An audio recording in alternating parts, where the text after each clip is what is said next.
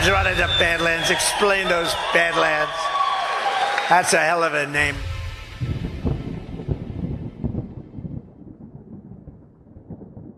Is your wealth ready for Trump's next wave? Gold loves a Trump headline, and it's soaring. From the day he first took office, gold prices have climbed, gaining nearly $400 per ounce since his second term. Why? Gold thrives in uncertainty. It's a time-tested safe haven, immune to government meddling, a shield against inflation, and a proven way to protect your wealth when markets wobble.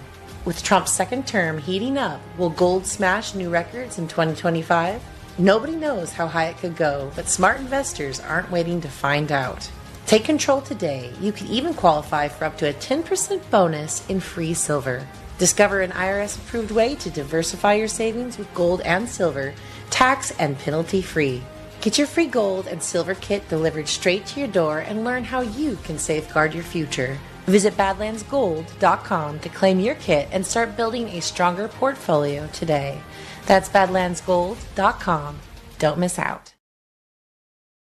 Still under colonial rule. 2 world wars in a generation, 70 million dead. The horrors of the Holocaust revealed to our collective shame.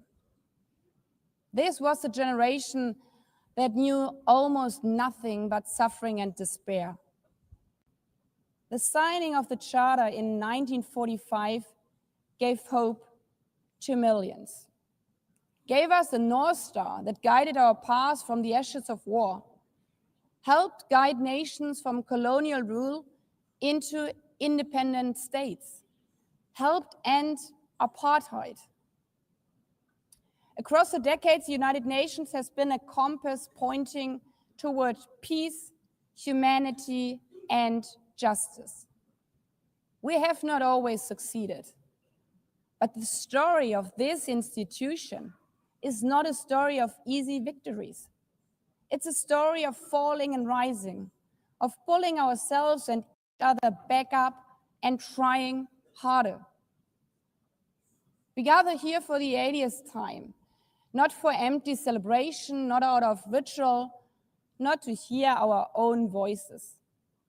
We gather to prove that this institution matters, and that through this institution, every nation represented here, no matter how big or small, can summon again the strength and unity first shown in San Francisco 80 years ago. The courage and resolve of world leaders, who even while some called them back then naive, believed they could build a better world from the wreckage of the old. They showed then what true leadership is. It's not about imposing your will or putting others down. True leadership is about lifting others up, not out of altruism, but for our mutual benefit, and even out of our self-interest. Because as our founders and every architect of peace since then has understood, helping others is what makes ultimately our own countries stronger. Could any state have faced the global pandemic alone? The virus did not have any passport. We were only able to solve it at the end with the support of the World Health Organization. The climate crisis does not stop at borders. CO2 emissions anywhere affect people everywhere. Even the wealthiest cities in the world cannot shield themselves from wildfires. And imagine coming here by plane, how safe would you feel to step into the next airplane if there were no International Civil Aviation Organization anymore, which is responsible for setting safety regulations for 5 billion passengers each year? How comfortable would you be with your children using the internet while AI is uncontrolled and unchecked? As the lines between what is real and fake start to blur. In this globalized, digitalized world, we work together, or we suffer alone. Excellencies, the theme of this milestone session and the high-level week is therefore Better Together. 80 years and more for peace, development, and human rights. Will living up to that be easy? No. But this hall was not built for easy times. It was built to come together to confront the hardest topics. This session is a session where the high-level week is about resolving differences. We showed some of it yesterday already. But even the house of dialogue and diplomacy needs a renovation. That is why the UN80 initiative and the wider reform process are not luxuries, but necessities. We are literally now at a crossroads, a make it or break it moment, politically, financially. Therefore, we have to deliver a United Nations that is agile, cost-effective, and fit for purpose. Member states have to give the Secretary General and this process their full support, because reform cannot stop in New York. It must carry through to every capital. That includes delivering the Pact for the Future and accelerating progress on the Sustainable Development Goals. Again, this is not about charity. It's about addressing the core purposes of this institution, about strengthening our foundations across all three pillars: peace and security, human rights, and sustainable development. They are inseparable. Leaving hundreds of millions trapped in extreme poverty, vulnerable to crisis, and denied their human rights is not only a moral failure, it's a recipe for global unrest, terrorism, and a tragic waste of humanity's greatest resource, its people. Put it simply, without the SDGs, there cannot be lasting peace. Excellencies, our future as an institution will also be shaped by the selection of the next Secretary General. And here we must pause and reflect. In nearly 80 years, this organization has never chosen a woman for that role. One might wonder how out of 4 billion potential candidates, there could not be found a single one. Of course,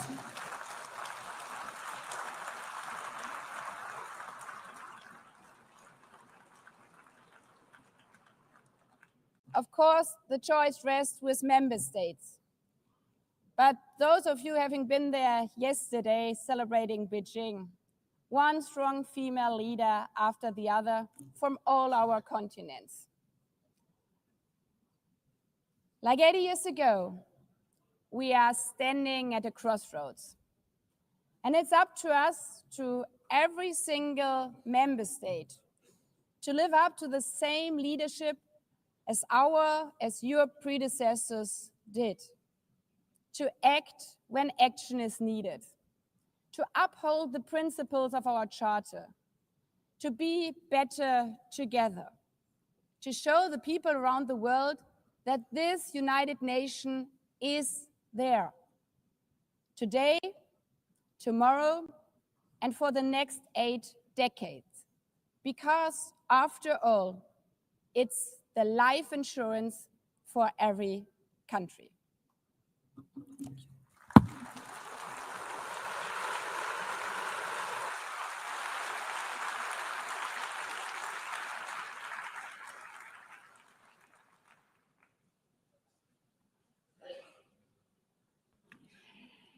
Before giving the floor to the first speaker for this morning, I would like to remind member states that the list of speakers for the general debate has been established on the agreed basis that statements should be no longer than 15 minutes to enable all the speakers to be heard at a given meeting.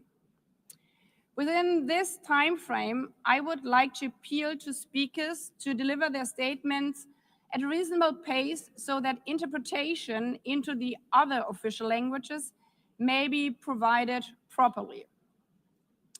I would also like to draw your attention to the decision taken by the Assembly at previous sessions, namely that the practice of expressing congratulations inside the Assembly Hall after speech has been delivered is strongly discouraged. After delivering their statements from the rostrum, speakers are invited to exit the hall through room JA200, located behind the podium, before returning to their seats. May I take it that the Assembly agrees to proceed in this manner? It's so decided. Finally, I should like to draw the attention of member states that during the general debate, official photographers are in the room and will take official photographs of all speakers by the Department of Global Communications. Members interested in obtaining these photographs are requested to contact the photo library of the United Nations. By this, the Assembly will hear an address by His Excellency Luiz Inácio Lula da Silva, President of the Federative Republic of Brazil. I request the protocol to escort His Excellency and invite him to address the Assembly.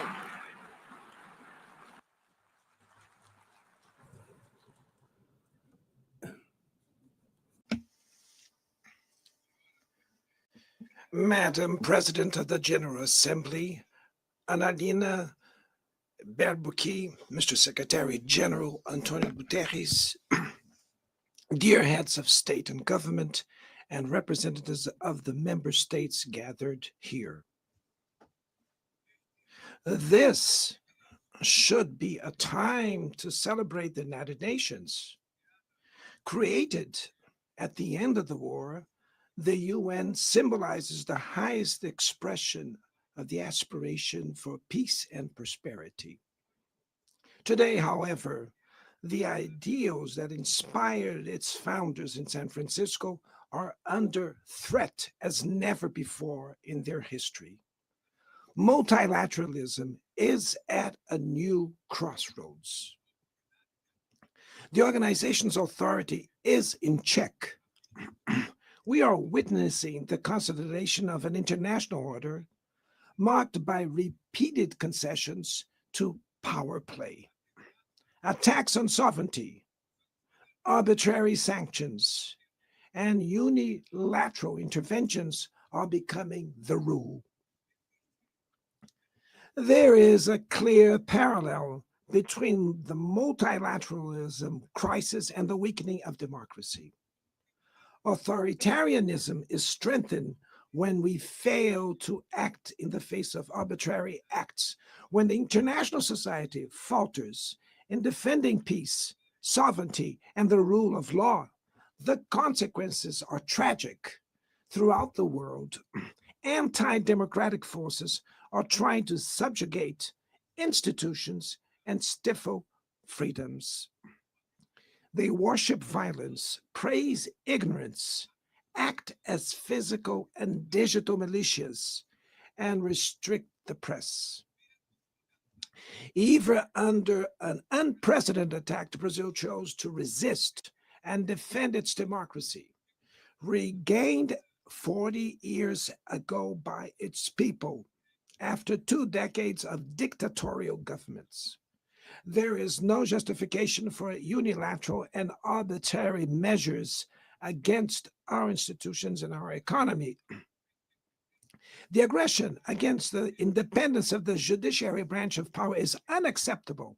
This interference in domestic affairs is aided by a subservient far right who is nostalgic of past hegemonies. False patriots plan and publicly promote actions against Brazil. Peace cannot be achieved with impunity. A few days ago, and for the first time in 525 years of our history, a former head of state was convicted of attacking the democratic rule of law. He was investigated, indicted, trialed, and held accountable for his actions in a meticulous process. He has the right to defend himself was secured, a prerogative that dictatorships deny to their victims. Before the eyes of the world, Brazil sent a message to all aspiring autocrats and those who support them.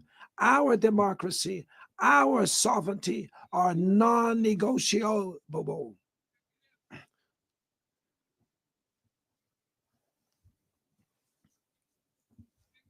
We will continue as an independent nation and as a people free from any type of guardianship. Sound democracies go beyond the electoral ritual. Its strength presupposes the reduction of inequalities, the guarantee of the most basic rights: food, safety, work, housing, education, and health. Democracy fails when women earn less than men or die at the hands of partners and family members. It loses when it closes its doors and blames migrants for the world's ills. Poverty is as much an enemy of democracy as extremism. Therefore, we were proud to receive confirmation from FAO that Brazil has once again left the hunger map in this year, 2025. But in the world, there are still 670 million hungry people, and about 2.3 billion face food insecurity. The only war of which everyone can emerge victorious is the one we wage against hunger and poverty. This is the goal of the global alliance we launched at the G20 and which has the support of 103 countries. The international community needs to revise its priorities, reduce arms spending, and increase development aid. Relieve the service of the foreign debt of the poorest countries, above all African nations, and set minimum global tax standards so that the super rich pay more taxes than workers. Democracy is also measured by the ability to protect families and the childhood. Digital platforms offer possibilities for us to come together in ways we never imagined, but they have been used for sowing intolerance, misogyny, xenophobia, and misinformation. The internet cannot be a land of lawlessness. It's up to governments to protect the most vulnerable. Regulating does not mean restraining freedom of expression. It's about ensuring that what is already illegal in the real world is treated the way in the virtual environment. Attacks on regulation serve to cover up hidden interests and provide shelter for crimes such as fraud, human trafficking, pedophilia, and attacks against democracy. The Brazilian parliament was right to rush this to address this issue. Last week, I proudly enacted one of the world's most advanced laws for the protection of children and adolescents in the digital environment. Also, we sent draft bills to the National Congress to foster competition in digital markets and to encourage the installation of sustainable data centers.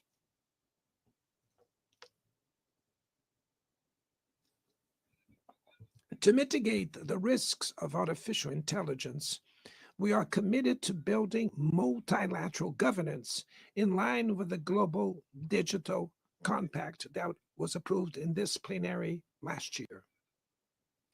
Ladies and gentlemen, Your Excellencies, in Latin America and the Caribbean, we are experiencing a time of growing polarization and instability.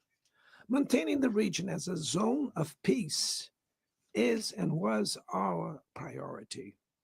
We are a continent free of weapons of mass destruction, without ethnic or religious conflicts.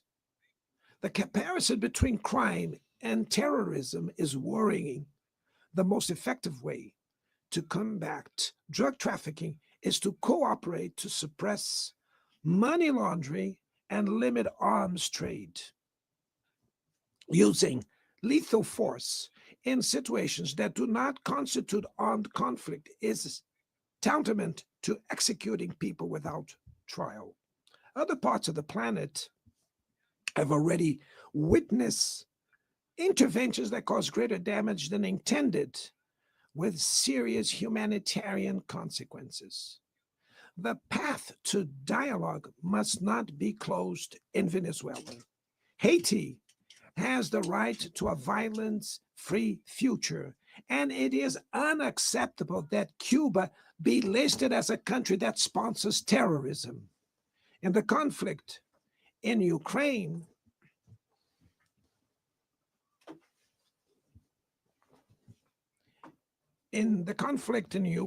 we all already know that there will be no military solution. The recent meeting in Alaska raised hopes for a negotiated way out. It's necessary to pave the way for a realistic solution. This implies taking into account the legitimate security concerns of all parties. The African Initiative and the Friends for Peace group created by China and Brazil can help promote dialogue and a diplomatic solution. No situation is more emblematic of the disproportionate and illegal use of force than the one occurring in Palestine. The terrorist attacks perpetrated by Hamas are indefensible from any angle, but nothing, absolutely nothing, justifies the ongoing genocide in Gaza.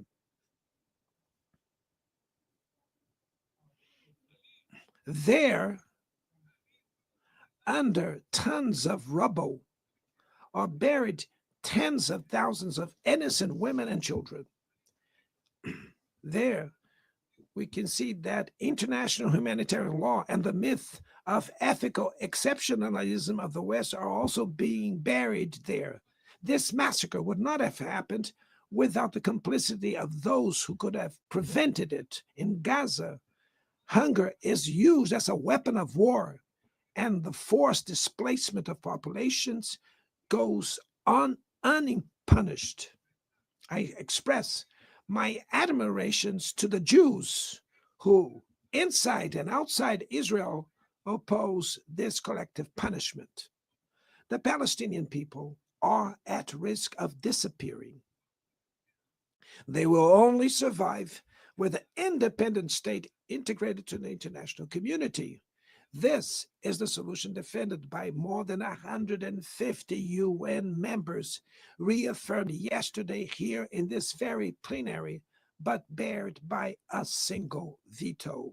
It is regrettable that President Mahmoud Abbas was prevented by the host country of occupying the Palestinian bench at this historical moment.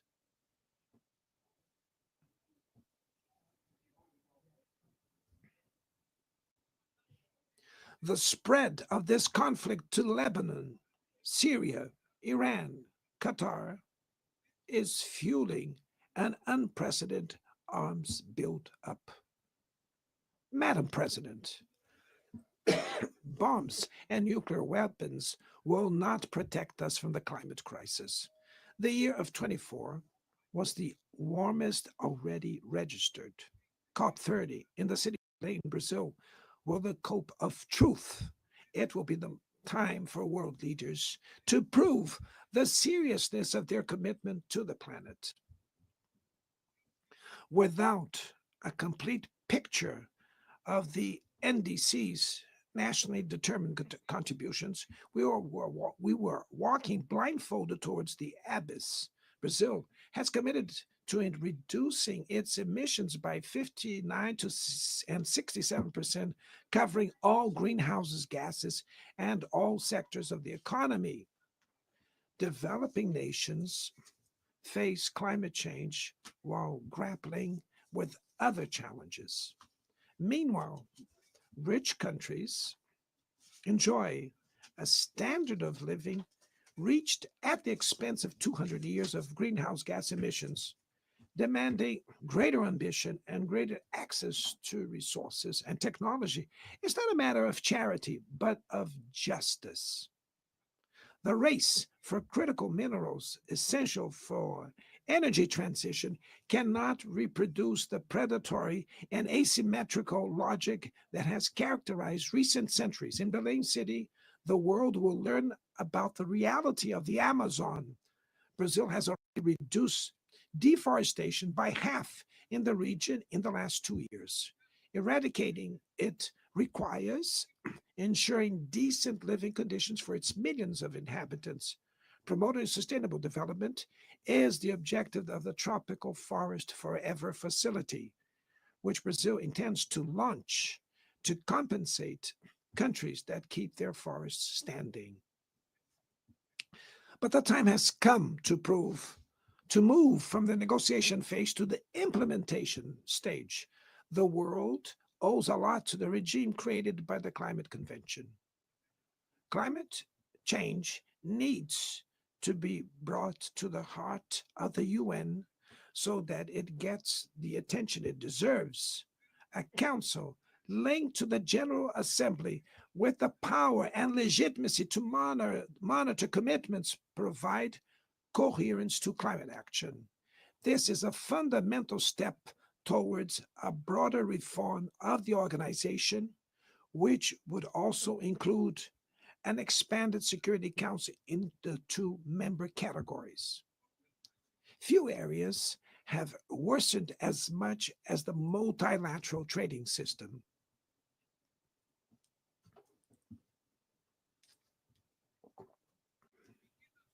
Unilateral measures have rendered fundamental principles, such as the most favored nations clauses, meaningless. They have disrupted value chains and threw the global economy into a pernicious spiral of high prices and stagnation. It is urgent to refound the WTO based on modern and flexible foundations. Your Excellencies, ladies and gentlemen, this year, the world lost two exceptional public figures. Former Uruguayan President Pepe Mujica and our dear Pope Francis, both embodied the best humanist values like no other.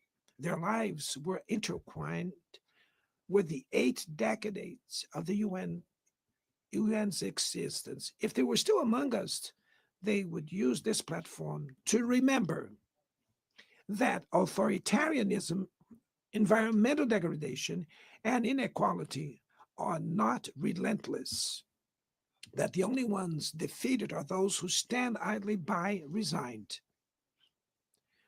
resignate, and that we can defeat the false prophets and oligarchs who exploit fear and monetize hate, and that tomorrow is made of daily choices, and it takes courage to act to transform it. In the future that Brazil envisions, there is no room for the reenactment of ideological rivalries or spheres of influence. Confrontation is not inevitable. We need leaders with clear visions who understand that the international order is not a zero-sum game. The 21st century will be increasingly multipolar. For it to remain peaceful, it cannot fall to multilateral. Brazil is giving increasing importance to the European Union, the African Union, ASEAN, CELAC, BRICS, and the G20. The voice of the global South must be heard. The UN has today almost 4 times more members than the 51 who were at its foundation. Our historic mission is to make it once again a barrier of hope and a promoter of equality, peace, sustainable development, diversity, and tolerance. May God bless us all. And thank you very much.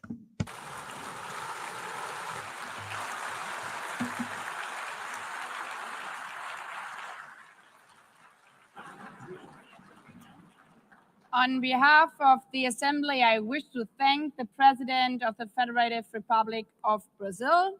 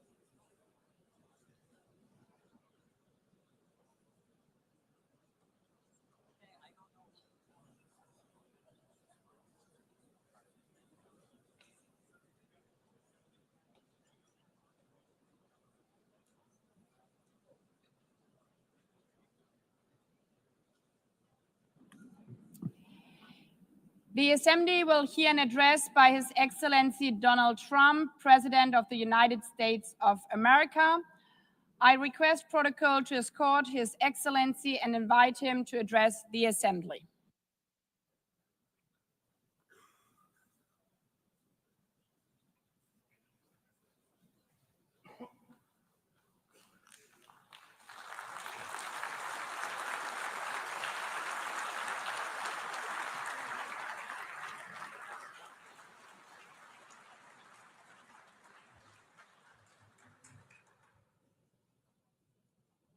Thank you very much. Very much appreciated.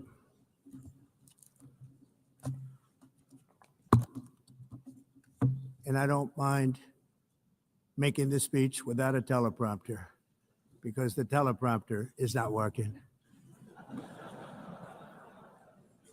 I feel very happy to be up here with you nevertheless, and that way you speak more from the heart. I can only say that whoever's operating this teleprompter is in big trouble.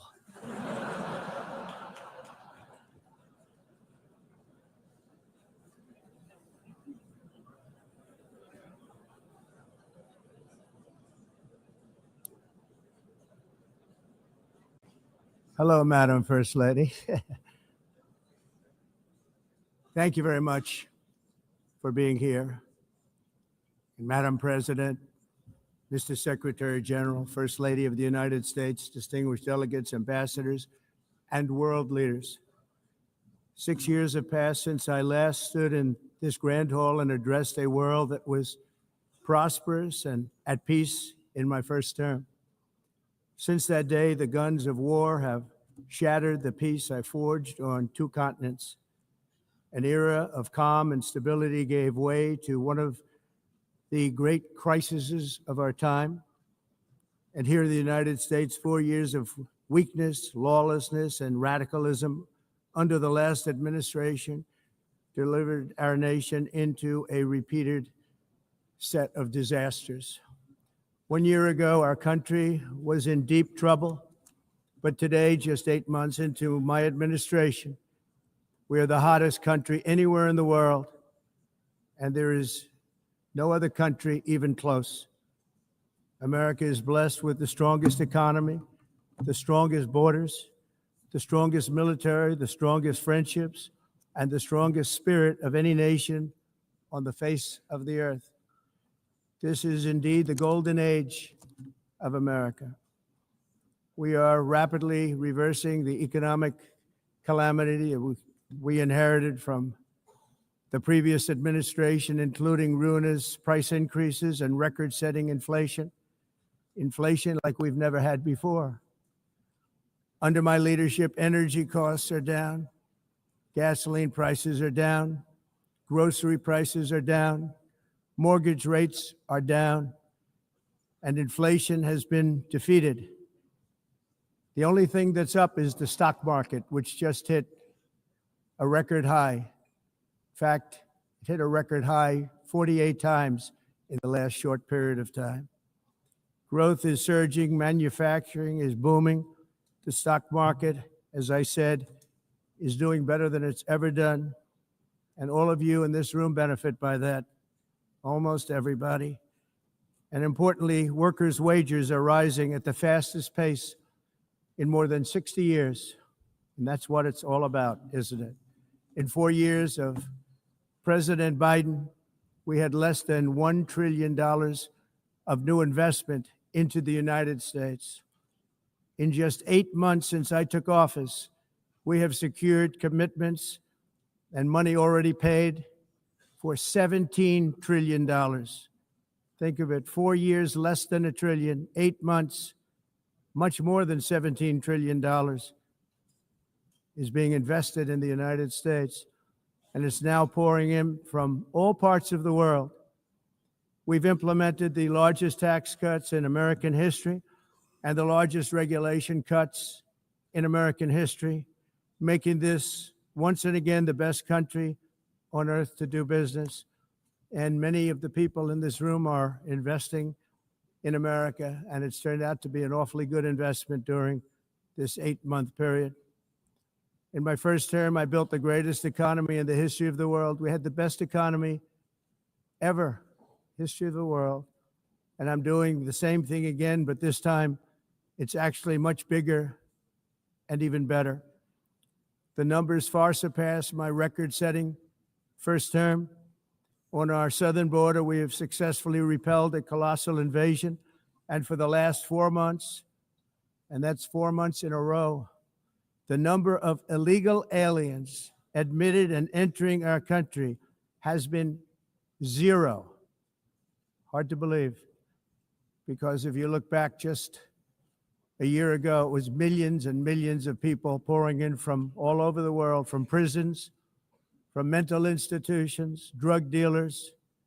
All over the world they came. They just poured into our country with the ridiculous open border policy of the Biden administration. Our message is very simple. If you come illegally into the United States, you're going to jail, or you're going back to where you came from, or perhaps even further than that. You know what that means. I want to thank the country of El Salvador for the successful and professional job they've done in receiving and jailing so many criminals that entered our country. And it was under the previous administration that the number became record-setting, and they're all being taken out. We have no choice. And other countries have no choice, because other countries are in the exact same situation with immigration. It's destroying your country, and you have to do something about it. On the world stage, America is respected again like it has never been respected before. You think about 2 years ago, 3 years ago, 4 years ago, or 1 year ago, we were a laughingstock all over the world. At the NATO summit in June, virtually all NATO members formally committed to increase defense spending at my request from 2% to 5% of GDP, making our alliance far stronger and more powerful than it was ever before. In May, I traveled to the Middle East to visit my friends and rebuild our partnerships in the Gulf and those valued relationships with Saudi Arabia, Qatar, and the UAE, and other countries are now, I believe, closer than ever before. My administration has negotiated one historic trade deal after another, including with the United Kingdom, the European Union, Japan, South Korea, Vietnam, Indonesia, the Philippines, Malaysia, and many, many others. Likewise, in a period of just 7 months, I have ended 7 unendable wars. They said they were unendable. You're never going to get them solved. Some were going for 31 years, 2 of them, 31, think of it, 31 years. One was 36 years. One was 28 years. I ended 7 wars. And in all cases, they were raging with countless thousands of people being killed. This includes Cambodia and Thailand, Kosovo and Serbia, the Congo and Rwanda, a vicious, violent war that was, Pakistan and India, Israel and Iran, Egypt and Ethiopia, and Armenia and Azerbaijan. It included all of them. No president or prime minister, and for that matter, no other country has ever done anything close to that. And I did it in just 7 months. It's never happened before. There's never been anything like that. I'm very honored to have done it. It's too bad that I had to do these things instead of the United Nations doing them. And sadly, in all cases, the United Nations did not even try to help in any of them. I ended 7 wars, dealt with the leaders of each and every one of these countries, and never even received a phone call from the United Nations offering to help in finalizing the deal. All I got from the United Nations was an escalator that on the way up stopped right in the middle. If the First Lady wasn't in great shape, she would have fallen, but she's in great shape. We're both in good shape. We both stood. And then a teleprompter that didn't work. These are the 2 things I got from the United Nations, a bad escalator and a bad teleprompter. Thank you very much. And by the way, it's working now. It just went on. Thank you. I think I should just do it the other way. It's easier. Thank you very much. I didn't think of it at the time because I was too busy working to save millions of lives. That is the saving and stopping of these wars. But later I realized that the United Nations wasn't there for us. They weren't there. I thought of it really after the fact, not during these negotiations, which were not easy. That being the case, what is the purpose of the United Nations? The UN has such tremendous potential. I've always said it. It has such tremendous, tremendous potential, but it's not even coming close to living up to that potential. For the most part, at least for now, all they seem to do is write a really strongly worded letter and then never follow that letter up. It's empty words, and empty words don't solve war. The only thing that solves war and wars is action. Now, after ending all of these wars and also earlier negotiating the Abraham Accords, which is a very big thing for which our country received no credit, never receives credit. Everyone says that I should get the Nobel Peace Prize for each one of these achievements. But for me, the real prize will be the sons and daughters who live to grow up with the mothers and fathers, because millions of people are no longer being killed in endless and unglorious wars. What I care about is not winning prizes, it's saving lives. We saved millions and millions of lives with the 7 wars.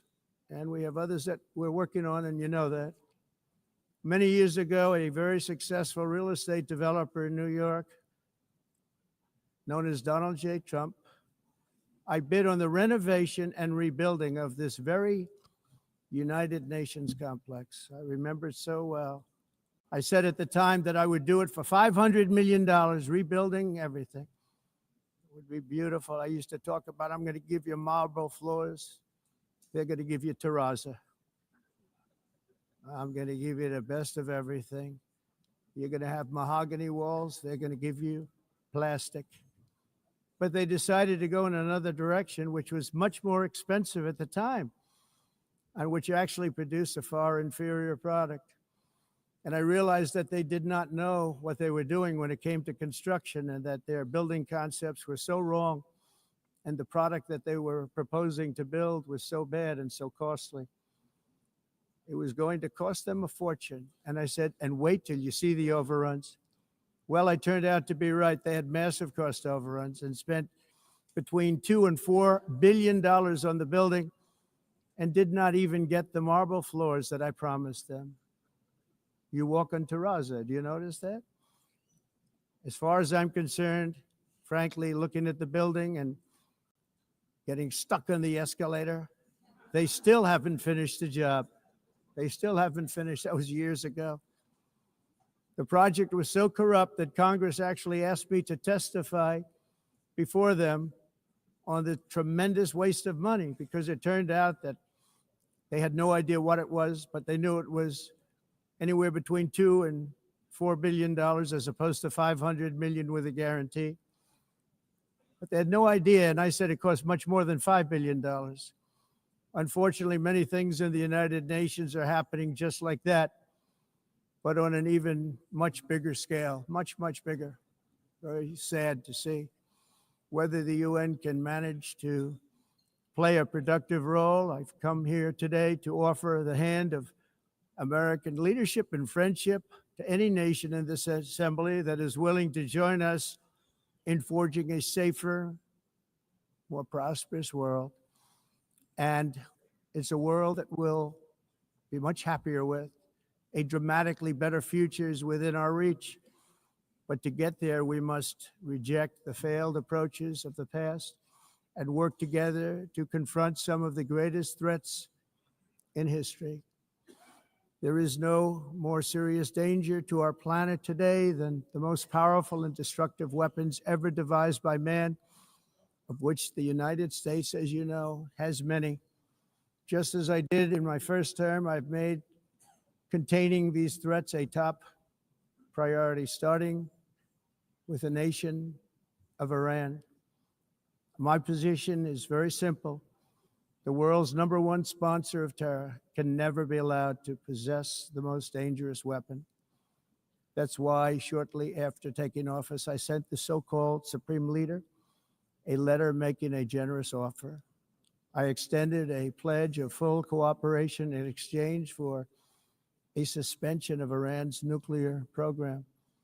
The regime's answer was to continue their constant threats to their neighbors and U.S. interests throughout the region, and some great countries that are right nearby. Today, many of Iran's former military commanders, in fact, I can say almost all of them, are no longer with us. They're dead. And 3 months ago, in Operation Midnight Hammer, 7 American B-2 bombers dropped the 14 30,000-pound each bombs on Iran's key nuclear facilities, totally obliterating everything. No other country on earth could have done what we did. No other country has the equipment to do what we did. We have the greatest weapons on earth. We hate to use them. But we did something that for 22 years people wanted to do. With Iran's nuclear enrichment capacity demolished, I immediately brokered an end to the 12-day war, as it's called, between Israel and Iran, with both sides agreeing to fight no longer. As everyone knows, I have also been deeply engaged in seeking a ceasefire in Gaza. Have to get that done. Have to get it done. Unfortunately, Hamas has repeatedly rejected reasonable offers to make peace. We can't forget October 7th, can we? Now, as if to encourage continued conflict, some of this body is seeking to unilaterally recognize a Palestinian state. The rewards would be too great for Hamas terrorists for their atrocities. This would be a reward for these horrible atrocities, including October 7th, even while they refuse to release the hostages or accept a ceasefire. Instead of giving to Hamas and giving so much, because they've taken so much, they have taken so much. This could have been solved so long ago. But instead of giving in to Hamas's ransom demands, those who want peace should be united with one message: release the hostages now. Just release the hostages now. Thank you.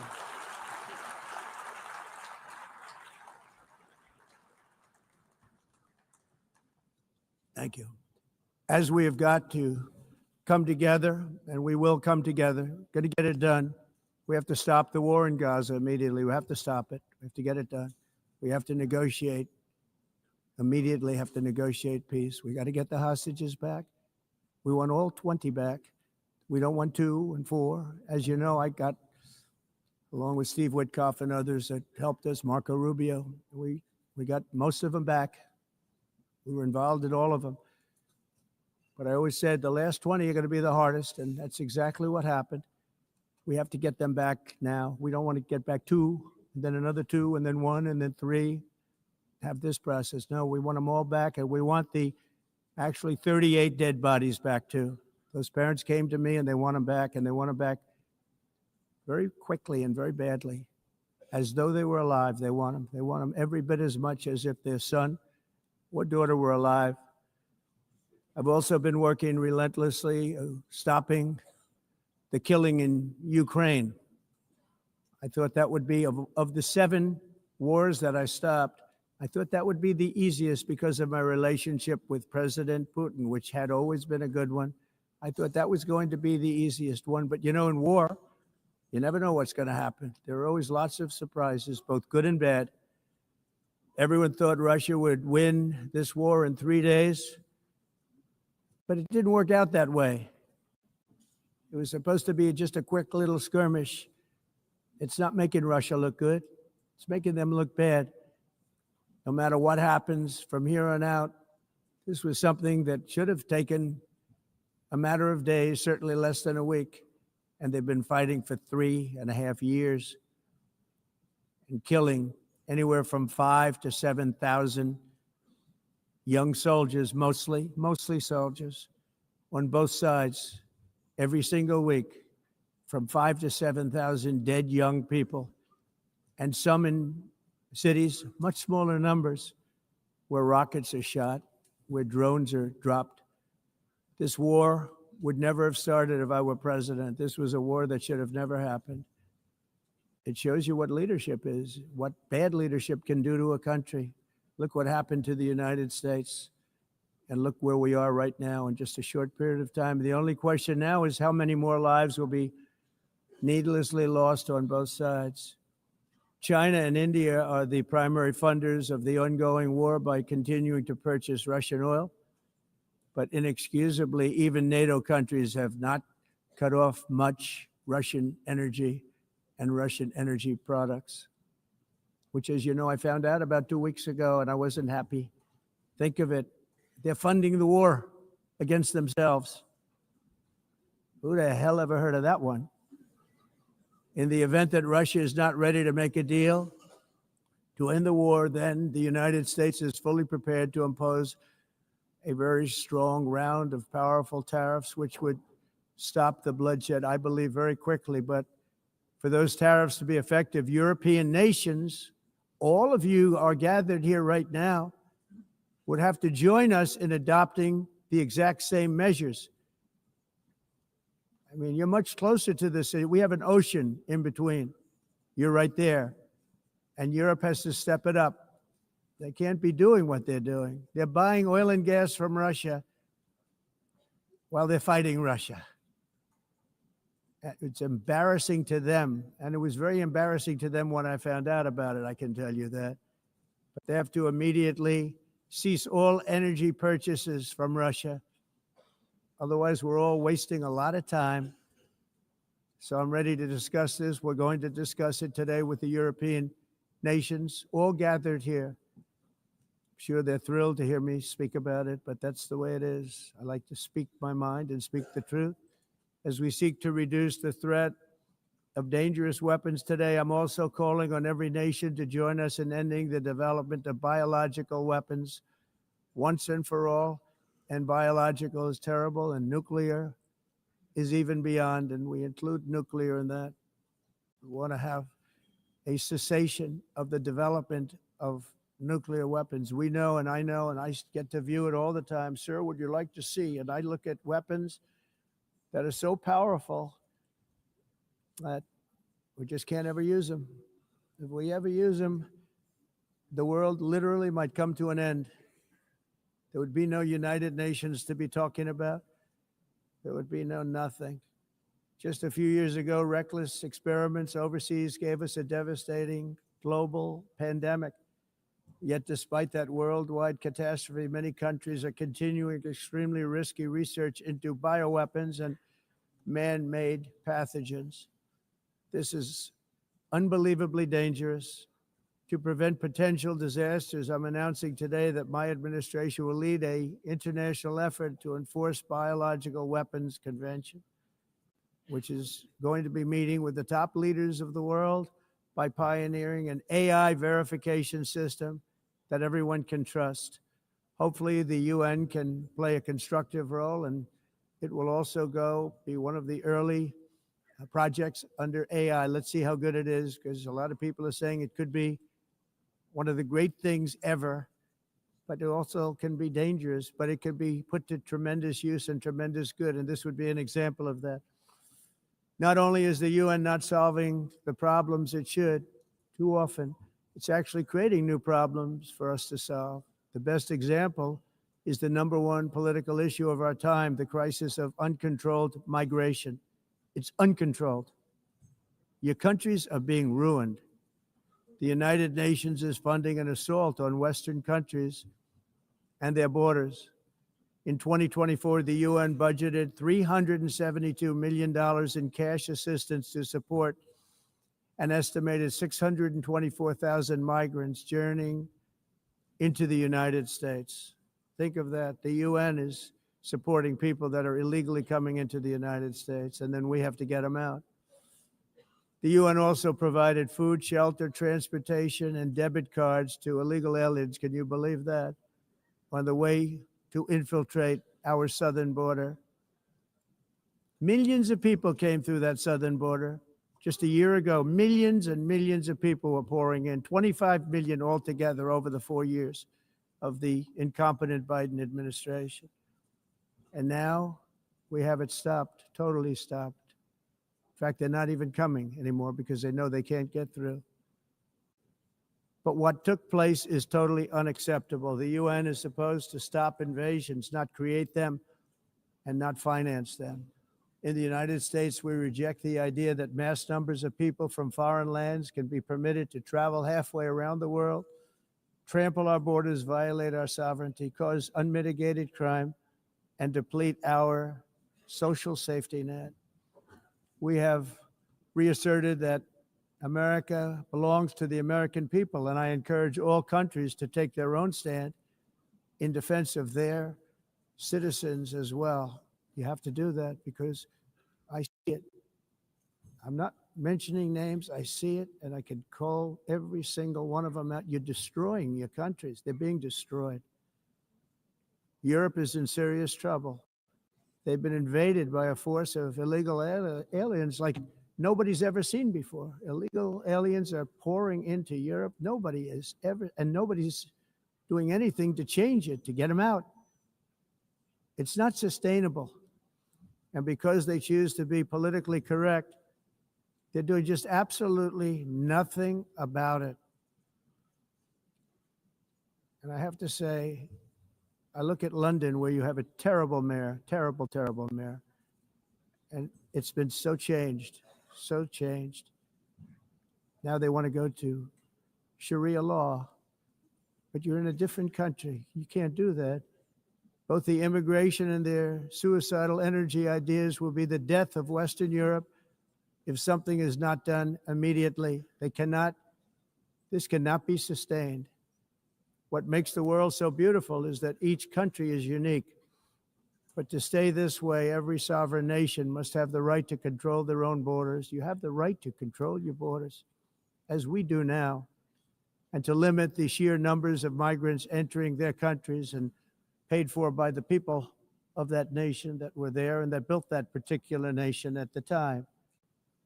They put their blood, sweat, tears, money into that country, and now they're being ruined. Proud nations must be allowed to protect their communities and prevent their societies from being overwhelmed by people they have never seen before, with different customs, religions, with different everything. Where migrants have violated laws, lodged false asylum claims, or claimed refugee status for illegitimate reasons, they should, in many cases, be immediately sent home. And while we will always have a big heart for places and people that are struggling and truly compassionate, answers will be given.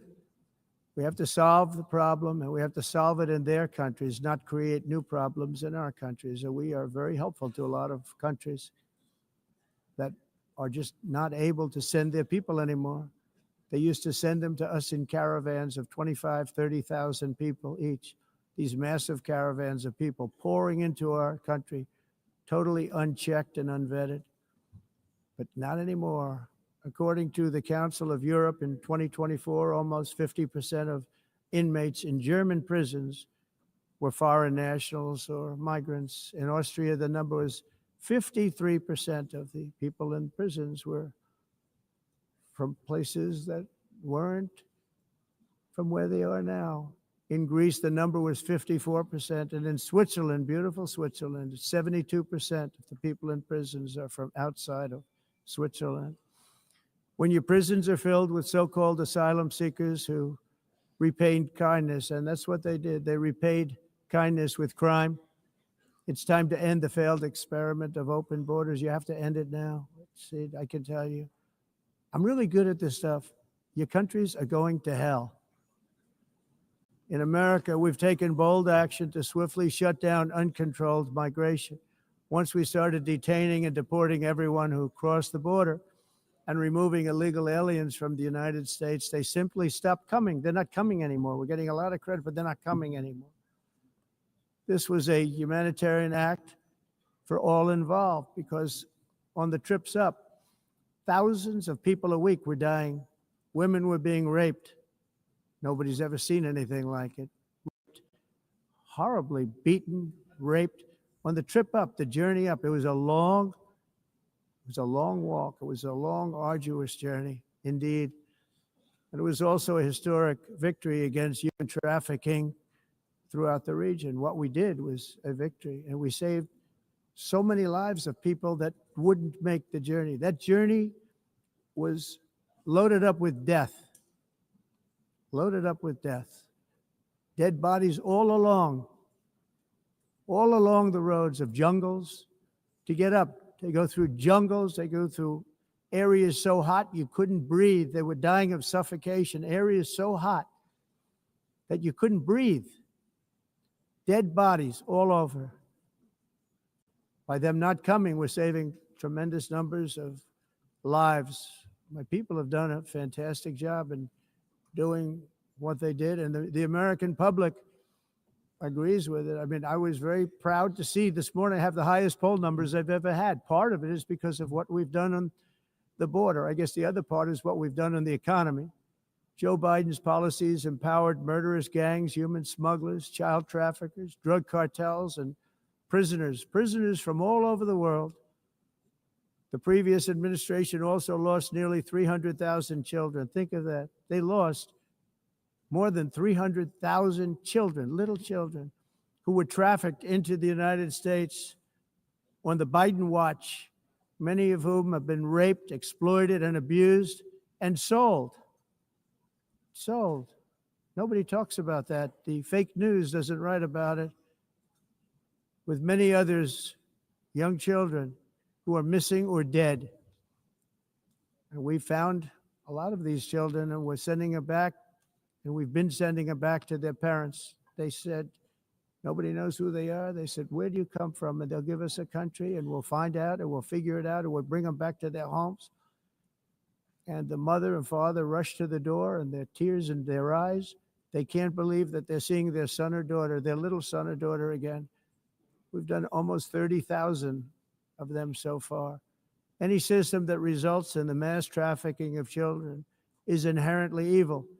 Yet that is exactly what the globalist migration agenda has done, and it's what it's all about. In America, those days, as you know, are over. The Trump administration is working, and we are continuing to work to track down the villains that are causing this problem, and also, as I said, to get back the 30,000 we've already returned. Now I think we're going to have another. We're going to find a lot. You're not going to find all of them. 300, more than 300,000.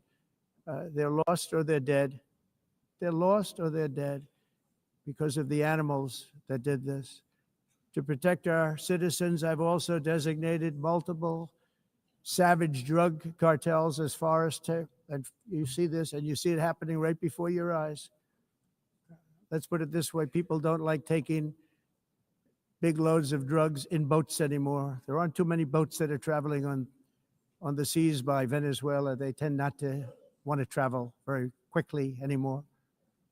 And we've virtually stopped drugs coming into our country by sea. We call them the water drugs. They kill hundreds of thousands of people.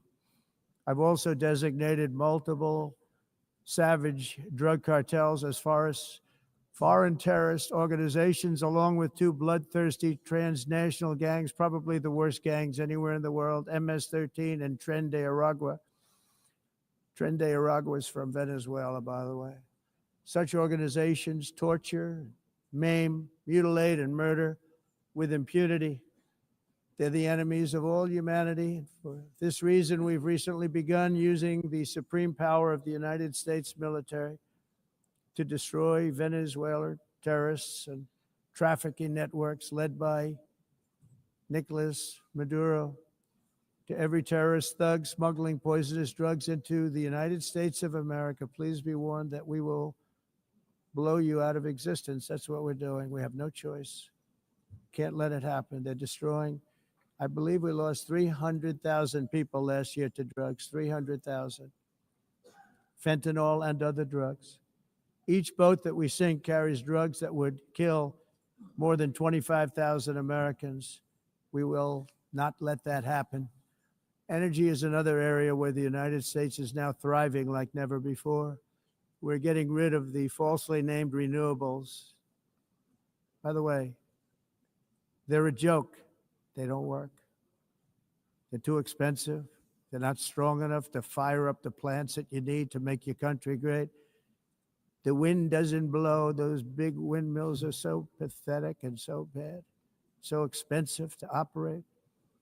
And they have to be rebuilt all the time, and they start to rust and rot. Most expensive energy ever conceived, and it's actually energy. You're supposed to make money with energy, not lose money. You lose money, the governments have to subsidize. You can't put them out without massive subsidies. And most of them are built in China, and I give China a lot of credit. They build them, but they very few wind farms. So why is it that they build them and they send them all over the world, but they barely use them? You know what they use? Coal. They use gas.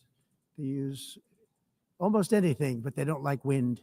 But they sure as hell like selling the windmills. Europe, on the other hand, has a long way to go, with many countries being on the brink of destruction because of the green energy agenda. And I give a lot of credit to Germany.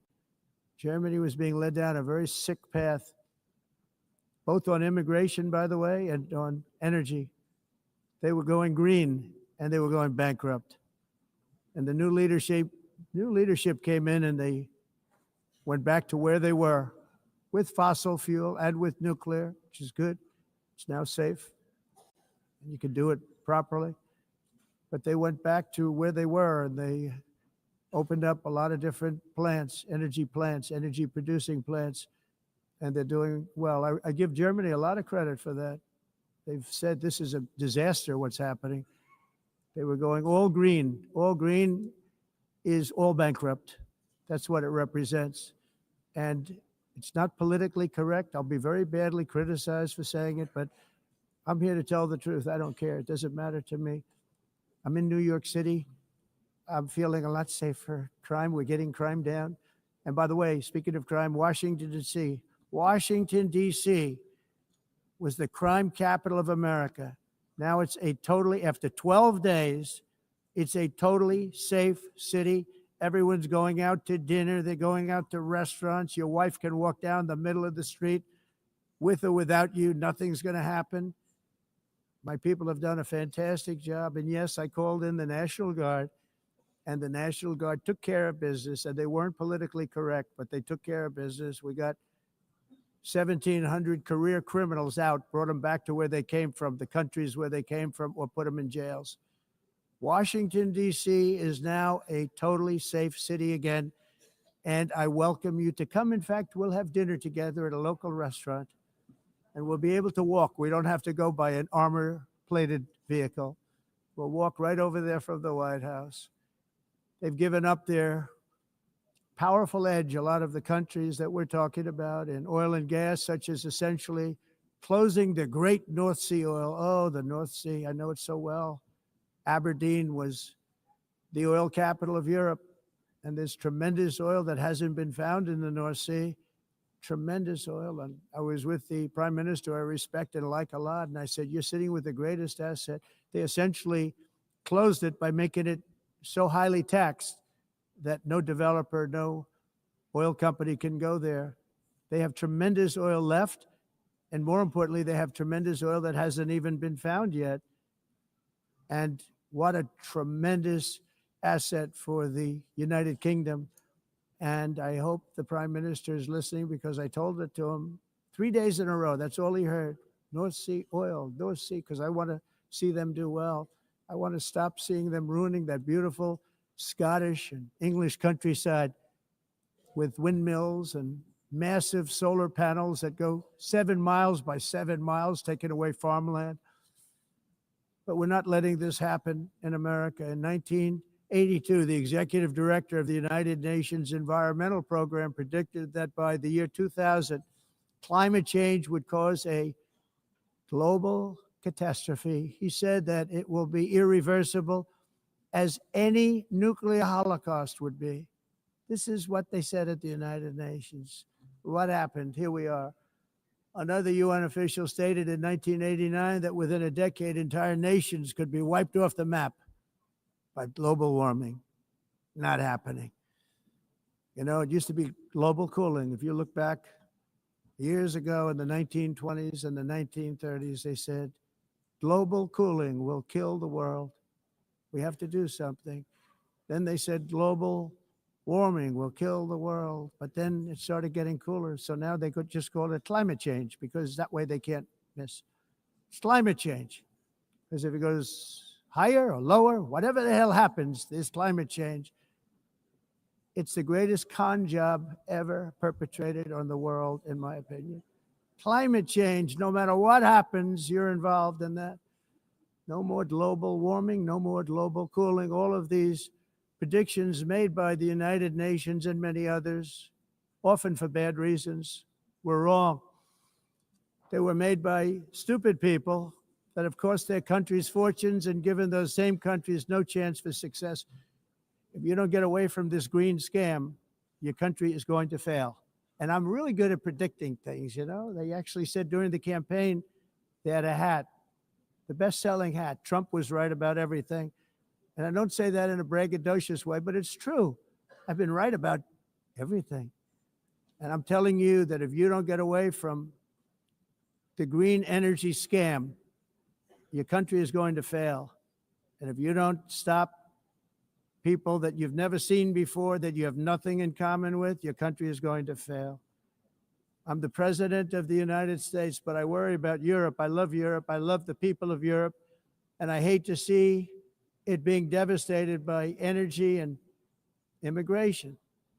This double-tailed monster destroys everything in its wake, and they cannot let that happen any longer. You're doing it because you want to be nice. You want to be politically correct, and you're destroying your heritage.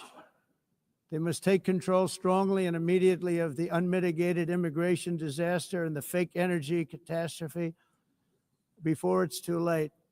The carbon footprint is a hoax made up by people with evil intentions, and they're heading down a path of total destruction. You know, the carbon footprint was a big, big thing a few years ago. I remember hearing about the carbon footprint, and then President Obama would get into Air Force One, a massive Boeing 747, and not a new one, an old one with old engines that spew everything into the atmosphere. He'd talk about the carbon footprint, we must do so. Then he'd get in and he'd fly from Washington to Hawaii to play a round of golf.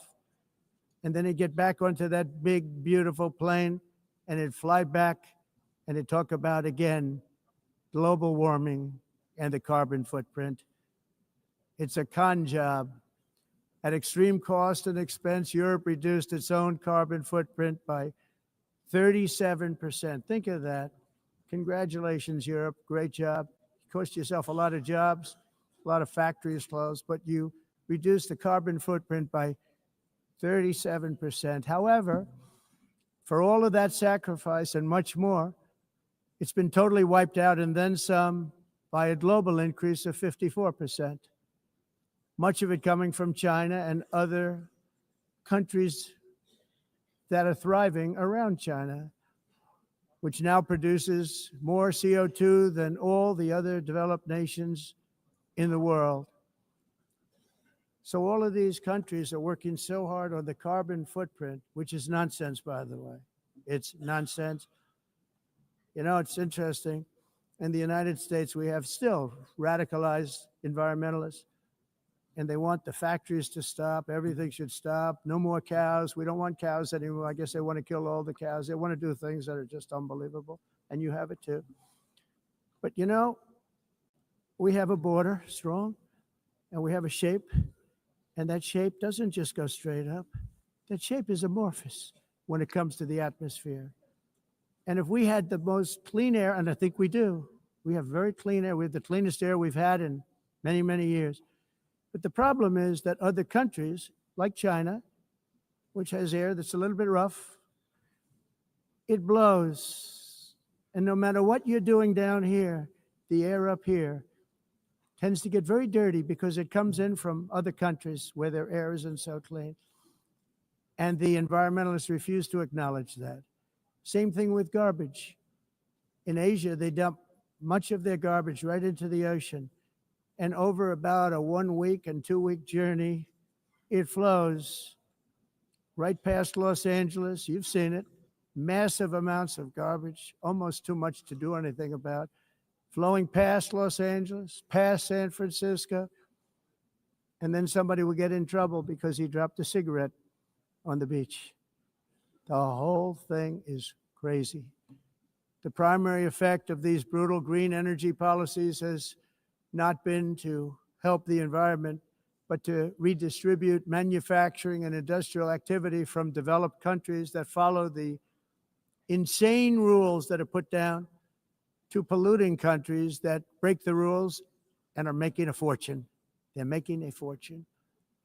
European electricity bills are now 4 to 5 times more expensive than those in China, and 2 to 3 times higher than the United States. And our bills are coming way down. You probably see that our gasoline prices are way down. You know, we have an expression, drill.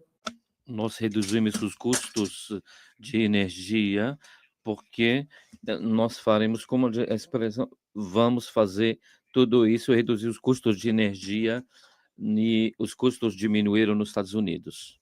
Common to see one. Por exemplo, se você olhar Electric costs nos países em approximately faturas de energia, 100 heat-related deaths. nós não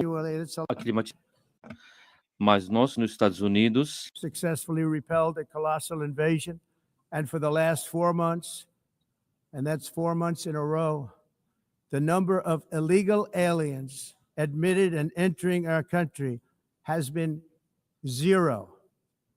Hard to believe, because if you look back just a year ago, it was millions and millions of people pouring in from all over the world, from prisons, from mental institutions, drug dealers, all over the world they came. They just poured into our country with the ridiculous open border policy of the Biden administration. Our message is very simple. If you come illegally into the United States, you're going to jail, or you're going back to where you came from, or perhaps even further than that. You know what that means. I want to thank the country of El Salvador for the successful and professional job they've done in receiving and jailing so many criminals that entered our country. And it was under the previous administration that the number became record-setting, and they're all being taken out. We have no choice. And other countries have no choice, because other countries are in the exact same situation with immigration. It's destroying your country, and you have to do something about it. On the world stage, America is respected again like it has never been respected before. You think about 2 years ago, 3 years ago, 4 years ago, or 1 year ago, we were a laughingstock all over the world. At the NATO summit in June, virtually all NATO members formally committed to increased defense spending at my request from 2% to 5% of GDP, making our alliance far stronger and more powerful than it was ever before. In May, I traveled to the Middle East to visit my friends and rebuild our partnerships in the Gulf, and those valued relationships with Saudi Arabia, Qatar, and the UAE and other countries are now, I believe, closer than ever before. My administration has negotiated one historic trade deal after another, including with the United Kingdom, the European Union, Japan, South Korea, Vietnam, Indonesia, the Philippines, Malaysia, and many, many others. Likewise, in a period of just 7 months, I have ended 7 unendable wars. They said they were unendable. You're never going to get them solved. Some were going for 31 years, 2 of them, 31, think of it, 31 years. One was 36 years. One was 28 years. I ended 7 wars. And in all cases, they were raging with countless thousands of people being killed. This includes Cambodia and Thailand, Kosovo and Serbia, the Congo and Rwanda, a vicious, violent war that was, Pakistan and India, Israel and Iran, Egypt and Ethiopia, and Armenia and Azerbaijan. It included all of them. No president or prime minister, and for that matter, no other country has ever done anything close to that. And I did it in just 7 months. It's never happened before. There's never been anything like that. I'm very honored to have done it. It's too bad that I had to do these things instead of the United Nations doing them. And sadly, in all cases, the United Nations did not even try to help in any of them. I ended 7 wars, dealt with the leaders of each and every one of these countries, and never even received a phone call from the United Nations offering to help in finalizing the deal. All I got from the United Nations was an escalator that on the way up stopped right in the middle. If the First Lady wasn't in great shape, she would have fallen, but she's in great shape. We're both in good shape. We both stood. And then a teleprompter that didn't work. These are the 2 things I got from the United Nations, a bad escalator and a bad teleprompter. Thank you very much. And by the way, it's working now. It just went on. Thank you. I think I should just do it the other way. It's easier. Thank you very much. I didn't think of it at the time because I was too busy working to save millions of lives. That is the saving and stopping of these wars. But later I realized that the United Nations wasn't there for us. They weren't there. I thought of it really after the fact, not during these negotiations, which were not easy. That being the case, what is the purpose of the United Nations? The UN has such tremendous potential. I've always said it. It has such tremendous, tremendous potential, but it's not even coming close to living up to that potential. For the most part, at least for now, all they seem to do is write a really strongly worded letter and then never follow that letter up. It's empty words, and empty words don't solve war. The only thing that solves war and wars is action. Now, after ending all of these wars and also earlier negotiating the Abraham Accords, which is a very big thing for which our country received no credit, never receives credit. Everyone says that I should get the Nobel Peace Prize for each one of these achievements. But for me, the real prize will be the sons and daughters who live to grow up with the mothers and fathers, because millions of people are no longer being killed in endless and unglorious wars. What I care about is not winning prizes, it's saving lives. We saved millions and millions of lives with the 7 wars. And we have others that we're working on, and you know that. It's called the United States of America. In honor of this momentous anniversary, I hope that all countries who find inspiration in our example will join us in renewing our commitment, values, and those values really that we hold so dear together. Let us defend free speech and free expression. Let us protect religious liberty, including for the most persecuted religion on the planet today. It's called Christianity. And let us safeguard our sovereignty and cherish qualities that have made each of our nations so special, incredible, and extraordinary. In closing, I just want to repeat that immigration and the high cost of so-called green renewable energy is destroying a large part of the free world and a large part of our planet. Countries that cherish freedom are fading fast because of their policies on these two subjects. You need strong borders and traditional energy sources if you are going to be great again. Whether you have come from north or south, east or west, near or far, every leader in this beautiful hall today represents a rich culture, a noble history, and a proud heritage that makes each nation majestic and unique, unlike anything else in human history or any other place on the face of the earth. From London to Lima, from Rome to Athens, from Paris to Seoul, from Cairo to Tokyo and Amsterdam to right here in New York City, we stand on the shoulders of the leaders and legends, generals and giants, heroes and titans who won and built our beloved nations, all of our nations, with their own courage, strength, spirit, and skill. Our ancestors climbed mountains, conquered oceans, crossed deserts, and trekked over wide open plains. They charged into thunderous battles, plunged into grave dangers, and they were soldiers and farmers and workers and warriors and explorers and patriots. They built towns into cities, tribes into kingdoms, ideas into industries, and small islands into mighty empires. You're a part of all of that.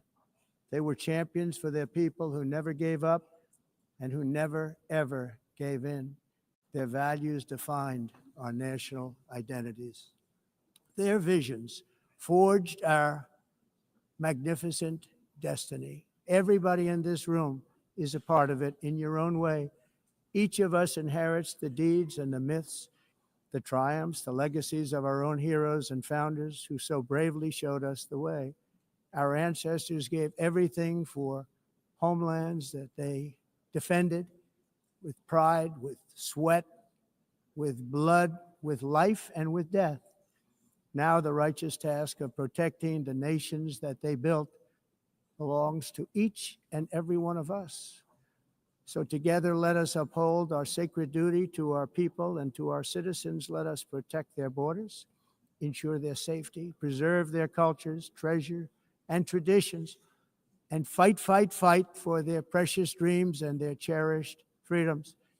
And in friendship and really a beautiful vision, let us all work together to build a bright, beautiful planet, a planet that we all share, a planet of peace and a world that is richer, better, and more beautiful than ever before. That can happen. It will happen. It will happen, and I hope it can happen and start right now, right at this moment. We'll turn it around. We're going to make our countries better, safer, more beautiful. We're going to take care of our people. Thank you very much. It's been an honor. God bless the nations of the world. Thank you very much. Bye.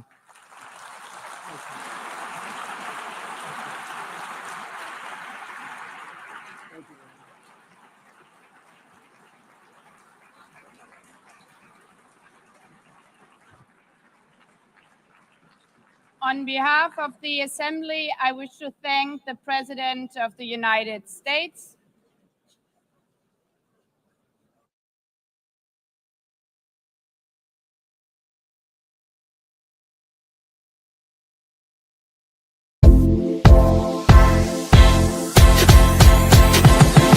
Deodorant should do more than cover you up.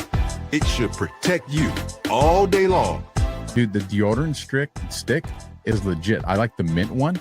And, you go work out and you kind of get like, you get funky if you work out. Dude, like at the end of my workout, like I'm sweating, shirt got all those sweat. Like I'm like, dude, I still smell good. Like I absolutely love it. If you guys haven't tried it, try it. That's the difference with Soft Disclosure. No aluminum, no chemicals. Just clean, natural ingredients that fight odor and keep you fresh through every workout, every meeting, every moment. I've always struggled with the you can't use aluminum deodorant because you're going to die if you use it kind of thing, because all of the non-aluminum deodorant products suck pretty much. Yeah. This is different. This is all day. You're all day good, and you're not putting any of that disgusting chemicals right near your lymph nodes. Soft Disclosure deodorant, real protection, real freshness, built on truth. Available in mint and lemon grapefruit. Visit softdisclosure.com and use promo code Badlands for 15% off. Soft Disclosure.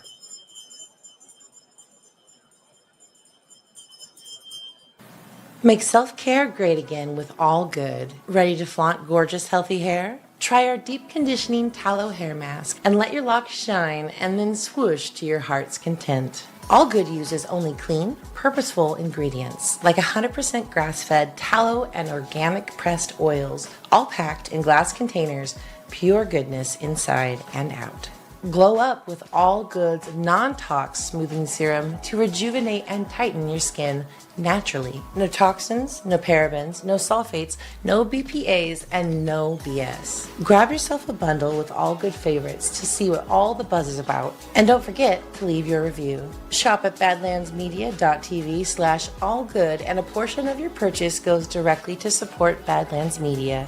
Use promo code Badlands for 5% off plus free shipping over $75.